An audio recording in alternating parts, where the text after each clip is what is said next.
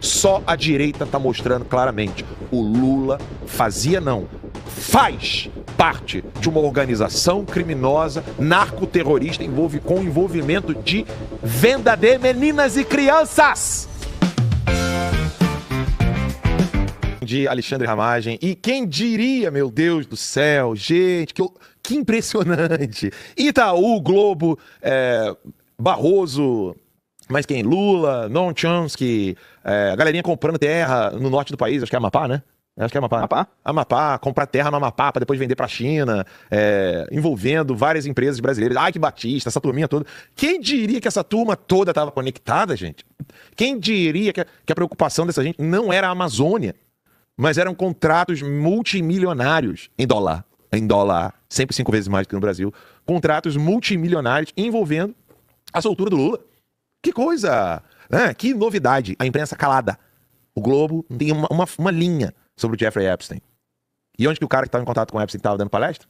Dá um chute aí, pô. Lá na Globo. Então assim, não tem uma linha falando disso. Eu me lembro, nós estamos em 2026. Há 10 anos, 2016, o Terça Livre estava noticiando sobre o Epstein. Eu estava noticiando sobre o Pizzagate, sobre Hillary Clinton, Jeffrey Epstein. Verdade. Tudo isso, 2016, há 10 anos. Gente, 10 anos se passaram. E eu estava noticiando isso aqui. E todo mundo dizendo que era maluquice do Terça Livre, que era invenção minha e do Ítalo Lorenzon. Manda um abraço pro meu irmãozinho. Só não tá aqui nos Estados Unidos porque gosta de morar no Brasil e não quer sair de lá. Amo o Ítalo. E nós estávamos noticiando há 10 anos. Gente, 10 anos é muita coisa, uma década. Uma década, vou repetir, uma década noticiando o que hoje está comprovado.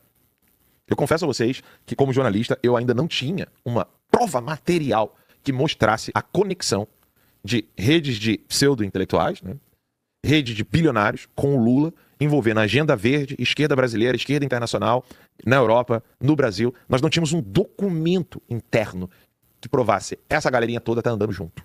Essa galerinha toda tá fazendo tudo em uma única estratégia da esquerda internacional. Existe um documento, já no meu bom dia aqui, mas é importante a gente não perder o fio da meada, existe um documento que se chama Road to Socialism, né? A estrada para o socialismo. Esse documento, ele nada mais é do que o guia do Partido Comunista dos Estados Unidos da América. Alan, existe Partido Comunista nos Estados Unidos? Sim. O nome do partido é esse, tá? É The Communist Party of the United States. E esse programa, esse guia, ele é chamado de The Communist Party Program. É um programa, um guia, um handbook, né? Ou seja, o Bob ficou preto aqui do nada. É assim mesmo? Aqui não pareceu não. Eu tô acompanhando a live no YouTube, ficou preto. É normal não? Ficou preto rapidinho, depois vocês confirmem nos comentários. Mas vamos lá. Esse guia, ele traçava qualquer liderança, isso 2016, tá? Eu vou falar mais disso daqui a pouco. Ele traçava qualquer liderança na América Latina como fascista, neoliberal, e ele dizia que a solução para a destruição do que eles chamavam de fascismo na América Latina, financiado pela CIA, seria a promoção das lideranças socialistas. Eu vou falar muito sobre isso daqui a pouquinho. O pessoal tá confirmando que realmente ficou preta a tela, Bob. Mas vamos lá, é isso. Bom dia pra vocês aí. Tem muita coisa pra falar hoje. É isso. Uma vez que a pessoa entendeu agora, não cai nessa cilada de chamar povo, raça, nação, de agente, né, de sujeito de uma ação. Coloca na tela então, por favor, Bob. Esse relatório de análise, fui eu quem fiz, isso aí mesmo, tá? Na internet, com inteligência artificial, mas para deixar bem claro para vocês o que é o que está em jogo nesse exato momento, tá? Essa rede internacional e esse projeto de poder e por que o Brasil precisava expurgar o Bolsonaro, jogar o Bolsonaro na fogueira para poder dar estrada livre para o Lula. Você tem o braço intelectual, tá ali, ó, Noam Chomsky. Você tem a Internacional Socialista, que continua até hoje, e as suas mídias, que no caso, no Brasil e nos Estados Unidos, a principal delas naquele momento era o The Intercept, para poder soltar o Lula. Pode passar, Bob, por favor. Aí você tem, qual foi a tese central deles? A campanha internacional pela soltura de Luiz Inácio Lula da Silva não foi um movimento espontâneo de direitos humanos, mas uma operação articulada para preservar o projeto de poder da esquerda na América Latina. Ou seja, para manter a força do Foro de São Paulo e fazer com que a esquerda nos Estados Unidos e em toda a América Latina, Central e Caribe, o projeto continuasse em andamento. Da mesma maneira como eu falei para vocês aqui do programa chamado Road to Socialism, que é Estrada para o Socialismo, que é o programa do Partido Comunista dos Estados Unidos da América. E aí a narrativa inicial era o quê? Foi golpe. A prisão de Lula foi reembalada internacionalmente, não como um ato de justiça, mas um golpe suave, que é o soft coup. orquestrado pelas elites e interesses dos Estados Unidos. Essa era a narrativa principal deles. Ninguém demonstra todos os crimes de corrupção, lavagem de dinheiro, desvio de verbas públicas, altamente demonstrados, provas, confissões, apreensões, volumes de dinheiro, delação, nada de 3 instâncias. A segunda instância aumentando a pena ainda assim. Ninguém, em âmbito internacional, essa não era propaganda. Era um coitado que estava sendo tirado do poder. Não, nada disso. Não, pode deixar a imagem lá, Bob, mesmo quando o pessoal fizer acréscimos aqui, o Max e o Ramage. Aí, o passo 2, depois que colocou a narrativa de que, na verdade, não era um ato de justiça, não era isso que o Ramage acabou de falar, não eram crimes comprovados que foram julgados. Então, isso aí tudo, na verdade, era a elite dos Estados Unidos que está querendo acabar com o pobrezinho do sindicalista Lula, que era pobre, perdeu o dedo, ama os pobres e foi parado no Brasil por causa do fascista Bolsonaro. Essa é a narrativa deles. Ponto 2, a legitimação intelectual. Isso aqui, a direita tem que ter uma aula disso aqui. Porque na direita, a legitimação intelectual ocorre assim, mendigo do Pix. A burrice da direita, às vezes, me impressiona. É o mendigo do Pix, fulano dos demônios. Enquanto que a esquerda sabe como trabalhar com jornalismo, os intelectuais, para poder criar a narrativa deles. Sendo que nós não trabalhamos com uma manipulação da narrativa dos fatos. Nós simplesmente narramos os fatos. Ponto 2, legitimação intelectual. Figuras como Noam Chomsky foram mobilizados. Pra mim tá longe. Deixa eu ver se eu consigo aproximar aqui de alguma maneira. Deixa eu acompanhar aqui. Pronto, eu vou acompanhar daqui, que é melhor. Pode deixar na tela aí.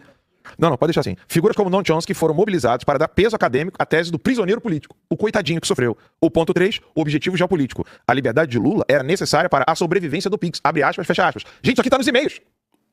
A sobrevivência do Pix está nos e-mails do Epstein com o Noam Chomsky. E o desafio à hegemonia norte-americana. Ponto 4, a ferramenta lawfare. A deslegitimação das instituições judiciárias brasileiras foi uma arma central da retórica. Aí agora, vamos ao validador intelectual Noam Chomsky. Quem é esse cara? Que visitou o Lula na prisão, né? Foi lá visitar o Lula na prisão e foi levar que o Lula estava sendo colocado na prisão injustamente, como a gente colocou aqui, com diversas provas de todas as instâncias, desvio, roubo. Não é questão política, não é crime político ou querer fazer um golpe que nunca existiu, não. É roubalheira, desvio de verbas, organização criminosa, lavagem de dinheiro, tudo comprovado por vários atos, várias delações, várias confissões, várias apreensões de milhões de dólares no Brasil e no exterior. Essa pessoa, tida como intelectual de esquerda, veio visitar o Lula na prisão para fazer exatamente esse tipo de discurso. Não, só para o pessoal ter ideia da coisa, tá? Ele não estava enganado nessa história, não. Tem um e-mail, eu vi esse e-mail, nesses novos arquivos, que o Noam Chomsky dá conselhos pro Epstein de como lidar com as acusações de tráfico sexual que ele está sofrendo. Pois é, e aí toda a movimentação internacional que o Eduardo Bolsonaro faz não tem eco e nem fortalecimento, às vezes, internamente no Brasil. A esquerda não age dessa maneira, ela sabe muito bem agir de modo unificado. E aí começa o contexto. Ele é um linguista e ativista de esquerda, atuou como a principal voz para internacionalizar essa narrativa do PT, que era qual? A narrativa do Lula, coitadinho, que está sendo preso por lawfare. Que é exatamente o que aconteceu com o Bolsonaro, mas não aconteceu com o Lula. Lula é a figura mais significativa do século XXI. Por direito, deveria ser o presidente do Brasil. Tá? Engraçado, né? Não por voto, né? Não por voto, por direito. Tá? Isso aí então, se ele tem direito a ser presidente, quer dizer que os brasileiros têm dever de aceitá-lo como presidente. Exato. Dever moral. É isso que ele está dizendo. E aí, fonte, tá aí, ó.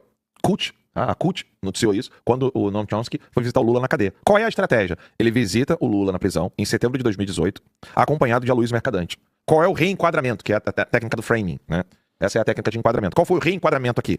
A visita serve, então, para classificar Lula como o prisioneiro, abre aspas, o prisioneiro político mais importante do mundo. Brasil 247. Ou seja, que se você tem um intelectual internacionalmente conhecido visitando o Lula, significa que o Lula é o prisioneiro político mais importante do mundo. Esse foi o enquadramento que eles fizeram. Por quê? A arma retórica deles, né, que de fato aconteceu com o Bolsonaro, mas não aconteceu com o Lula, eles colocaram como o conceito de lawfare. Bob? Opa, obrigado. O que vem a ser então o conceito de lawfare? O uso da lei como arma de guerra para perseguir oponentes políticos operando de cima para baixo, para despolitizar a sociedade. Que é exatamente como fizeram com o Bolsonaro. Como fazem até agora com o Bolsonaro. E aí como é que fica o enquadramento narrativo? A Lava Jato é a mesma coisa do que uma colaboração ilegal entre promotores brasileiros e o Departamento de Justiça dos Estados Unidos da América. Essa é a narrativa que eles venderam. E a tática era comprovar provas materiais, no caso do Departamento do Guarujá, a casos frágeis internacionais como o caderno da Hello Kitty no Equador, para ridicularizar o judiciário. Gente, é impressionante como essa gente é conectada, infelizmente, bem formada e sabe o que está fazendo. Uma direita que queira lutar contra isso aqui sem estudo, sem informação, é impossível. Por isso que não dá pra ouvir aquele argumento. Não dá tempo. Não dá tempo. Não dá, dá sim. Para, senta e estuda, pelo amor de Deus. Não digo pra você em casa que está nos assistindo, mas os deputados, senadores, eles têm a obrigação de sentar e começar a estudar. Obrigação. É uma obrigação. Do contrário, eles não poderão oferecer nada para a população contra essa esquerda maldita. E o argumento central tá aí. O lawfare busca submeter questões políticas a questões tecnocráticas decididas por burocratas e juízes. É isso que eles venderam pra todo mundo. Pode mudar, Bob. A narrativa do golpe suave era o seguinte: a elite brasileira, Aliança Neoliberal, esse termo, Aliança Neoliberal, ele já aparece nesse texto de 2015, que eu mencionei aqui, que era o texto 2015, acho que 2010, não lembro agora. Eles tinham uma data mais antiga, depois eu vou procurar lá no Internet Archive, de qual é o ano do texto Road to Socialism, que é do Partido Comunista dos Estados Unidos da América, que escreveu esse texto, Estado para o Socialismo. Mas lá eles já fazem esse enquadramento aqui, a tal da aliança neoliberal, que é o que eles chamam de o oposto do que os comunistas estão fazendo no Brasil. Que aí teria uma aliança neoliberal, é como se o Bolsonaro estivesse em aliança com o Banco Itaú, com o Globo, né, Rede Globo, Banco Itaú, Lehman, para poder destruir a mata no Brasil, entregar o dinheiro todo pro agropecuário e deixar o povo mais pobre. Meu Deus, quem fez tudo isso? Acuse-os do que você é, do que você faz. Isso é a tática esquerdista, assim, mais antiga. Tudo que eles xingam os outros, na verdade, é o que eles fazem. E aí começa a elite brasileira, que eles chamam de aliança neoliberal, esses que estão nos e-mails que o Max acabou de mencionar. Então, Tem mais e-mail pra mostrar ainda. Então, essa elite usou o judiciário para destruir o PT na falta de líderes fortes. Olha isso. Ou seja, em 2016, o impeachment da Dilma foi essa aliança neoliberal dos bilionários, dos ricos, contra os pobres, o pessoal do Banco Itaú, o pessoal da Faria Lima, o pessoal que é rico no Brasil. Eles é que fizeram o impeachment da Dilma e eles é que levaram o Lula para a prisão em 2018, porque é golpe parlamentar judicial, porque isso aí tudo é uma aliança de privilégios, porque eles, na verdade, querem oferecer privilégios a essa elite. Algo que os e-mails que o Max vai trazer para vocês daqui a pouquinho mostram o completo contrário de tudo que eles prepararam durante mais de uma década. Abre aspas, Noam Chomsky para o Intercept. Abre aspas. Aos olhos da estrutura de poder do Brasil, prender Lula não é o suficiente. Eles querem garantir que a população não possa ouvi-lo. Fecha aspas. Meu Deus do céu, é exatamente o contrário. Vai pro próximo, Bob, que tá acabando aqui. Na verdade, isso daí poderia ser dito para o Bolsonaro. Exato. O Bolsonaro não recebe visita, o Bolsonaro não pode dar entrevista, né? Ninguém pode depois chegar e colocar na mídia uma entrevista do Bolsonaro. O Bolsonaro está completamente isolado. Então, não querem que o povo escute o Bolsonaro. Aí é verdade. E tudo que eles narram com relação ao Lula aqui, você vai ver como de fato ocorreu. Com o Bolsonaro não aconteceu com o Lula. Exato. Por exemplo, o Lula teve julgamento em foro próprio? Teve. Não foi no TRF4, se não me engano? Porra, mais. O Lula foi julgado. TRF4, não foi? Rio Grande do Sul. Então, o Lula foi. Ele está no Paraná, o TRF4 lá do Rio Grande do Sul. Então, ele não foi enviado diretamente para a STF. Não. Então, com o Lula, teve julgamento em foro próprio. Ele não era presidente, ele não era ministro, ele não estava em lugar nenhum do governo, então ele não deveria ir para o STF. O Bolsonaro vai direto para o STF. O Lula teve direito à legítima defesa? Teve. Bolsonaro não. Bolsonaro não tem nem a quem recorrer. Bolsonaro não tem outra instância. Vejam que tudo que eu vou narrar aqui agora como uma estratégia da esquerda internacional para soltar o Lula foi, na verdade, exatamente o que o Bolsonaro está sofrendo. A narrativa deles é impressionante. Então tá aí. A internacional esquerdista, né, socialista, utiliza-se de líderes globais, sindicatos no Brasil, trade unions, que são os sindicatos nos Estados Unidos. Isso tudo foi denunciado pelo nosso amigo lá, de Miami. Quando a gente conversou com ele, ele levou um susto, lembra? Quando a gente estava comendo churrasco lá em Washington. Nosso amigo que está trabalhando agora na administração Trump. Não lembra? Quando a gente falou pra ele, ele falou assim, e tem os sindicatos apoiando, os trade unions aqui dos Estados Unidos apoiando o Lula? A gente falou assim, tem sim, tá aqui. Foi, verdade. Lembrou? Lembrei. Então beleza, não fala o nome não, deixa quieto. Ele hoje está trabalhando na administração do Trump, né? Trabalhou na CIA, né? Não, na CIA não, foi na CIA, né? Ele tava onde, gente? Não era FBI ou CIA? Agora não lembro. Mas a gente comentou com ele, você lembra? Lembro. Muito bem. Mas com ele não deixa, você não tá lembrando não. Lembrou agora? Beleza. Então, vigília Lula livre, né? Mobilização diária, coisa que a direita não tá fazendo, os deputados nem sequer incentivam. E aí nos líderes globais você tem, além do Pepe Mujica, você tinha o Evo Morales, até o Maduro. E o Maduro não pisava aqui porque ele tinha medo, não pisava no Brasil porque tinha medo do Bolsonaro. Mas aí o Pepe Mujica, Evo Morales, e aí o conceito era a solidariedade internacional como tática política, algo que não acontece no Brasil. Com o Bolsonaro, que de fato precisa de solidariedade internacional e mobilização. Por isso que eu fico impressionado quando alguém não divulga a viagem do Flávio Bolsonaro e do Eduardo Bolsonaro, tanto a Israel quanto a viagem dele aos países árabes. A direita tá como no Brasil? Quietinha. A esquerda ficou quietinha? Diz pra mim. Quando o Boulos ia pedir ajuda internacional, a esquerda, os deputados de esquerda ficavam quietos ou divulgavam? Não. Então fica aí o Alan Chato, né? O Alan Chato, né? Comprova o Alan Chato com a realidade se eu sou chato mesmo, tá? Então vamos lá. A ação, manutenção do capital político através da vigília. Bom dia, presidente Lula! Todo dia tinha essa porcaria. Todo santo dia. E os caras fizeram o dever de casa direitinho. Um tapa na cara dos congressistas do Brasil. Resultado, a campanha derrotou o objetivo insidioso do lawfare, impedir esse retorno ao poder. Pode ir pro próximo, Bob, por favor. A motivação geopolítica, fase 1. O desafio à hegemonia dos Estados Unidos. Era isso que eles estavam falando. Então, o apoio a Lula visava restaurar um polo de poder anti-americano. A evidência, vitória de Lula vista como essencial para revigorar o BRICS e exportar a fragilidade do poder dos Estados Unidos da América. Soltar Lula mostrava a fragilidade do poder dos Estados Unidos. Ou seja, vocês não têm poder de influência nenhum no Brasil. Nós fizemos um barulhinho lá e já conseguimos soltar o Lula. Você enfraquece o poder dos Estados Unidos. A rejeição aos Estados Unidos como o padrinho da América Latina. Para poder atrair quem? A China. O Brasil tornou-se, talvez, frase do Noam Chomsky, esse esquerdista que andava com esse, né, pedófilo, eu vou falar só uma vez, só do Epstein. o Brasil tornou-se talvez o país mais respeitado internacionalmente sob Lula. Isso poderia dar um impulso ao desenvolvimento do BRICS. Fecha aspas. Noam Chomsky. Próximo, Bob. A motivação geopolítica, parte 2. A Amazônia como pretexto. A ameaça. O Bolsonaro, o fascistão, né, o taxista, fascista, blá blá blá, era retratado como o acelerador do ponto de não retorno e destruição da floresta amazônica. Meu Deus, não pode. Pelo amor de Deus, gente. Meu Deus do céu, o Bolsonaro tem que sair. Vídeo. Vocês lembram do vídeo dos caras do Avengers? O Hulk, a galera toda. Sim. Bolsonaro, que horror. Gente, teve até girafa da Amazônia. Girafa da Amazônia. Essa foi a narrativa. A estratégia era qual? Vincular a liberdade de um pseudo preso político, no caso Lula, à sobrevivência planetária. O mundo não vai sobreviver se o Lula ficar na cadeia. Para angariar apoio ocidental. Qual era a salvação? Lula apresentado como a única esperança para salvar o planeta e proteger reservas indígenas. Frase do Noam Chomsky, tá? Uma vitória de Lula no Brasil poderia ajudar a salvar o planeta. Gente, isso aqui não é piada, não. Isso é sério. Eles venderam essa narrativa com apoio de dinheiro bilionário de um pedófilo! E por isso que eles quiseram prender o Bolsonaro. Próximo. O aparelho midiático, a amplificação. Né? A importância de você assinar a timeline para ter amplificação midiática. Isso aqui tinha que estar sendo falado para 200 mil pessoas ao vivo, simultaneamente, só no YouTube. Para parar de ser enganado. Intelectuais, Noam Chomsky e o Prachado. The Intercept usa os artigos do Chomsky definindo Lula como prisioneiro político, coisa que ele nunca foi. A mídia aliada vai lá, divulga. O Democracy Now!, uma plataforma para a discussão da fragilidade dos Estados Unidos. E o Brasil 247 acaba repercutindo isso internamente do Brasil. E aí você tem o giro ali, pode passar para o próximo, Bob. Os mecanismos de opinião que eles criaram acabam mudando e falam assim, isso aqui é fato. E aí, isso aqui é só um dos e-mails. Na verdade, 2. Só 2 dos e-mails que foram liberados, que a gente está trazendo aqui para vocês. Num deles, setembro de 2018, o Noam Chomsky enviou para o Jeffrey Epstein. No Brasil, estou muito envolvido em atividade do Lula livre. Né? Valéria e eu visitamos na prisão ontem. Ele falou isso. Valéria é esposa do Noam Chomsky. Isso. E-mail, segundo e-mail, dezembro de 2018. Conseguimos visitar o Lula, o prisioneiro político mais importante do mundo. Ou seja, o lobby por Lula circulava em redes da elite financeira global, Jeffrey Epstein, transcendendo o mero ativismo político. Chegou num dos maiores bilionários do mundo. O cara que estava funcionando ali, operando, por meio da CIA, por meio do Mossad, para destruir a direita nos Estados Unidos e no Brasil. Para depois eu ter que ouvir de gente falar assim, não, quer saber dos Estados Unidos não, quer saber dos Estados Unidos não, quer saber do Brasil. Pois é, você não quer saber dos Estados Unidos. Você não quer saber de parceria com os Estados Unidos. Parabéns pra você. O Noam Chomsky pensa diferente, o Lula pensa diferente, a esquerda americana pensa diferente. Eles fazem todo tipo de aliança que vocês possam imaginar. E nós vamos fazer o quê? E aí, o tal do inimigo ideológico, Bob, próximo. O neoliberalismo autoritário. Que nem existe, tá? O que eles chamam de neoliberalismo tá no espelho. Eles é que fazem isso. Estado e mercado. Qual é o conceito?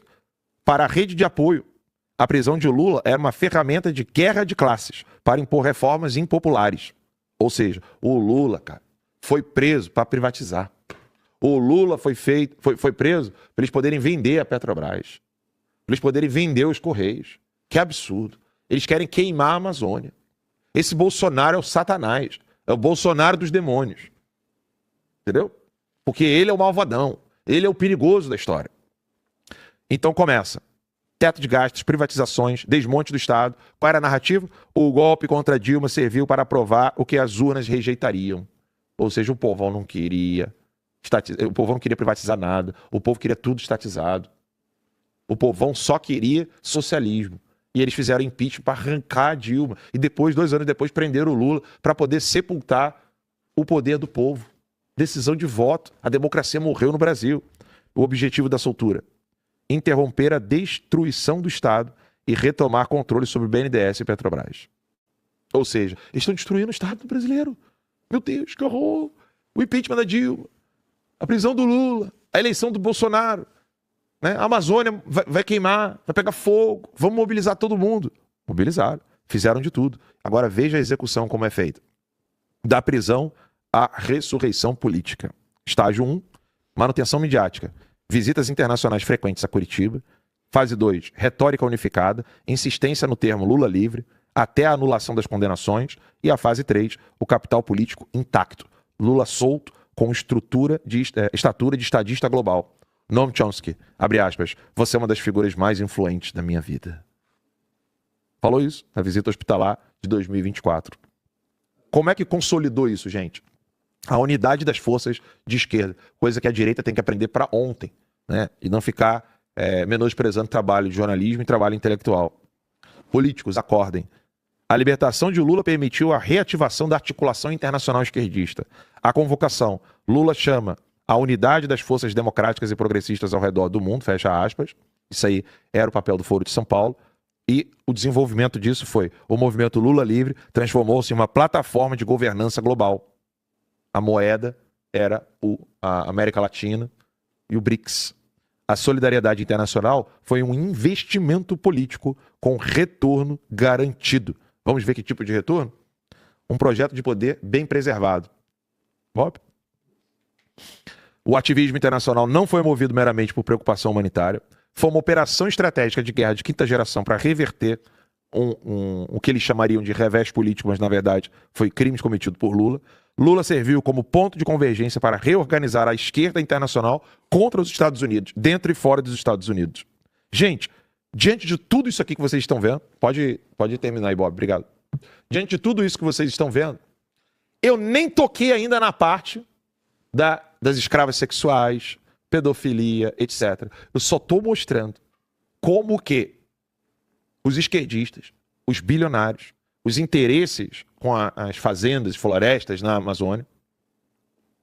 Cara, se eu sou dono de fazenda lá nessa região norte do país, e eu sei de tudo isso aqui, eu imediatamente financiaria a Timeline. Eu tô falando sério, isso aqui não é merchan, isso aqui não é marketing, isso aqui não é publicidade, não. É só para dizer, eu não sou burro, eu vou financiar isso aqui. Porque é o único jornal que está denunciando isso. Cadê a Band?